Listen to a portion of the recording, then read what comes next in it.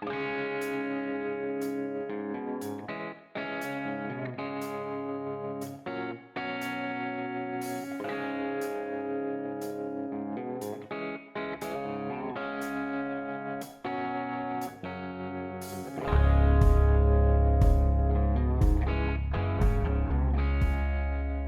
guys, my channel is not a fix-it channel, but this is a fix-it item for anybody, because I know lots of guys in the community and outdoor community, paragliding community, will have vans and stuff that they use with diesel heaters in them.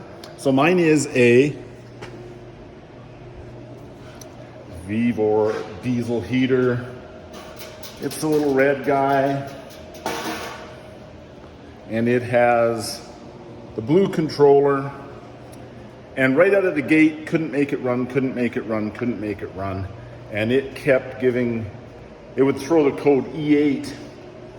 And when I took it apart, after watching a bunch of YouTube's videos, long story short, after watching a bunch of YouTube videos on it and stuff, I tried a few different things, nothing seemed to work. And it kept flooding out. The whole thing would be just buried with diesel fuel inside after a number of tries. So it kept coding out. Anyways, I took it all apart, looked at it again, and here's the unit. So I was gonna just put this back together. I've just got the impeller out of it, the intake thing. So here's what I found. All right guys, so pulling out the little firebox in there. And yeah, this is just where the fuel is supplied, is with this little line here. Glow plug goes into this hole. And these are easy to take apart. Don't be afraid. Just unplug everything, just start pulling it apart. Take a few pictures of it. So your glow plug goes into that hole. Fuel gets delivered to there. There is a screen in there that I imagine you're gonna have to clean from time to time, and brake cleaner seems to clean it good. So anyhow, I'm trying to figure out why I got fuel around my fan, my impeller. I would have raw fuel in here.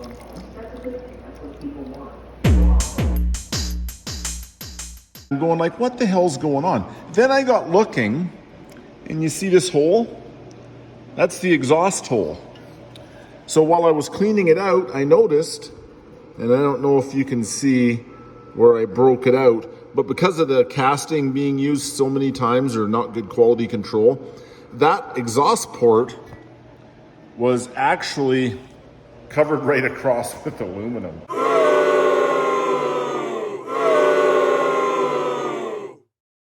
So there was no way that this goddamn thing was ever gonna breathe properly. So if you do have a diesel heater, Chinese one, and if you're having troubles and it won't run, just look at the exhaust, see if there's any exhaust coming out of the exhaust port, or just take your baby finger or a screwdriver and poke in that hole or look in it, and you'll see it can be covered over with aluminum. Just bust it out of there, clean it off a little bit, blow it out, and away you go. So I'm gonna put this back together. This is what a gold plug looks like. Should be fine still, I'm thinking. Oh, sorry about that. But anyways, yeah, so if you have a diesel heater, that's one problem that I have ran into, and I'm gonna fix it now and we'll see if it works. Drop it down, then get your rubber seal, line up your bolt holes, put your shorter bolts in.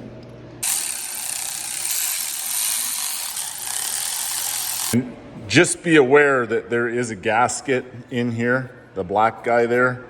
There is a gasket that goes in there that seals that. Next is this gasket. Right, so I'll just show you again. So if you look, it just squishes the inside of the rubber down and lets the rubber come up on the outside. So that's fine. And then once the short bolts are in, stick that guy on there. This all just pops apart basically. One important item, guys, is to, the 12 mil wrench, is put your glow plug in there and put the rubber boot back on before you install that guy. All right, guys, so those are all buttoned up nice. So once those are buttoned up, we will, why do I feel like I should have done that first? Because I'm not paying attention, because I'm chatting with you guys. The glow plug actually goes in that hole in there. Can you see it? It actually goes in that hole. But there's no way to tighten it once it's in there, so I just got to pop this guy back off. This all just pops apart, basically. To get the plastic cover off, this basically just kind of hooks in at the back, drops down like so, and then the vent, this just goes on, and once it's all together and your motor's in it, that just screws back onto there. That's what holds the plastic cover over top of all of this stuff.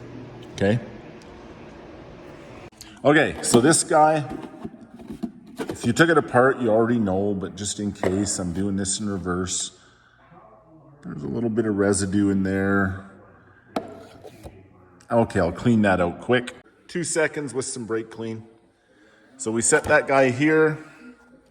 That guy goes down through the bottom. There, see? It just pops out the bottom.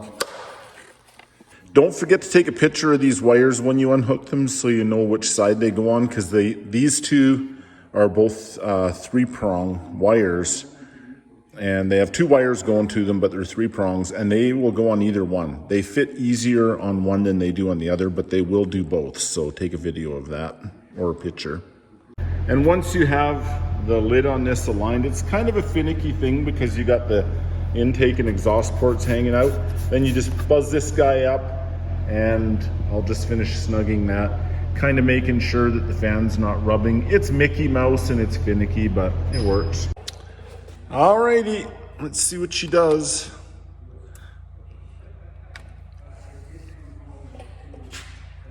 Let's see what it does, guys.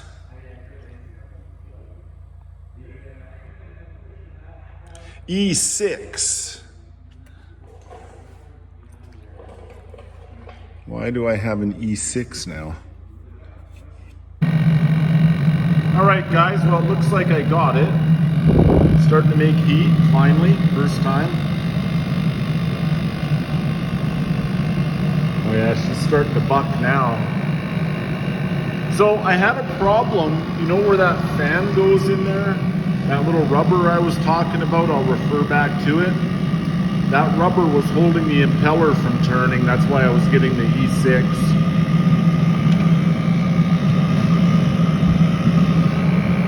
Yeah, there she goes. That's making heat now. See the temperature rising fast.